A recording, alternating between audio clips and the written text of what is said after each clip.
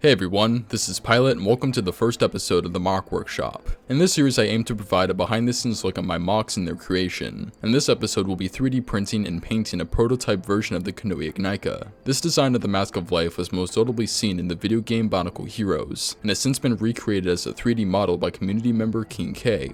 King K is known for creating some excellent custom parts, so I'll leave a link to his Thingiverse page in the description. There you will also find a link to King K's YouTube channel Amaja-Nui Tales, where he explains Bionicle lore alongside other members of the community. Without 3D modelers like King K, we Amakas wouldn't have near as many Kanohi or other parts to use in our creations, so go show him your appreciation.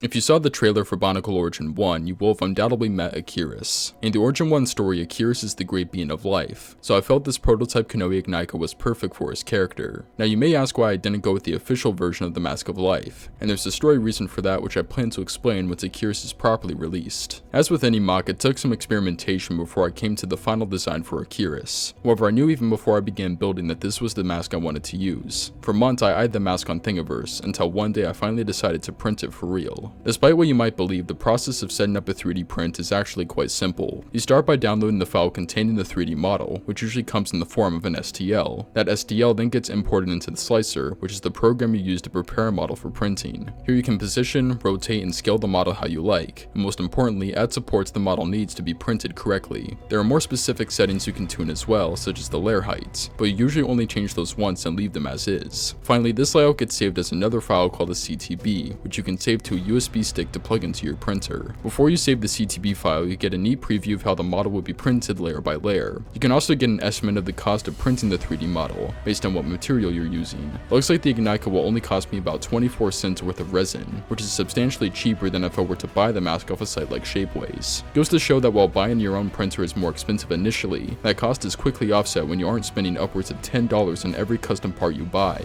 Of course, not everyone will have the space for a 3D printer, but if you can get your own, then definitely go for it. The printer I own is the Elegoo Mars 2 Pro, which is slightly different from your typical 3D printer in that it uses resin instead of plastic filament. A resin 3D printer uses UV light to harden liquid resin into the shape of whatever you're printing. This process is far more precise than your average FDM printer, which is great for Bionicle parts that usually contain a lot of fine details. After saving the CTB file with the Ignika, I loaded it onto my printer and began to print the mask. With the settings I use, it usually takes about an hour and a half to 2 hours to print a mask. That's pretty fast if you ask me, especially when you can fit multiple parts onto the build plate at once. This time we're only printing the Ignika however, and after it's finished printing it comes time to get the mask cleaned up. This includes washing the mask in water to remove excess resin, snapping off the supports, and finally setting it in the sun or under a UV light to fully cure. And just like that, I had a finished print to use on Eclipse. All that was left to do was paint it. To save money on resin, I print all of my custom pieces in this generic gray color, and paint over them with the color I want. Of course, the paint won't perfectly match the colors LEGO uses officially, but you can still get pretty close. What I found helps as well is painting other pieces to be the same color, even if they come in that color officially. So for instance, if I have a mask I'm painting blue, I'll also paint the other blue pieces to match it. For Eclipse, I wanted his Kanohi Ignika to be an elegant gold, so for this paint job I used a metallic gold spray paint. The specific paint I used was Rust-Oleum's metallic gold, which I found to be a pretty good match for LEGO's gold color. To paint parts, I have an old cardboard box with stands I made using Technic pieces. When applying paint, I can simply grab one of the stands and move it around as I need to access each and every crevice. This system also prevents paint from getting on any connection points, which would make the piece far more difficult to use. With the paint applied, I set the stand back in the box and wait for it to dry. Luckily, it was still summer when I did all this, so the sun definitely sped things up a bit. I usually like to wait about a day for the paint to dry just to make sure it's fully cured. If you don't wait long enough, the paint can get smudged or rubbed off during use, which is never fun to deal with. Now after all that, we have our finished product, a custom 3D printed and painted Kanohi Ignika that I can use on Eclipse. Suits him quite well, don't you think? Before I go, I'd like to thank you all for watching this first episode of the Moc Workshop. After the overwhelmingly positive reception I got in my first 3D printing video, I knew not just that I had to make more, but also expand on that idea in new and fun ways. I hope you enjoyed seeing my process, and you can expect to see more videos like this in the future. Thanks for watching, and this is Pilot, signing off.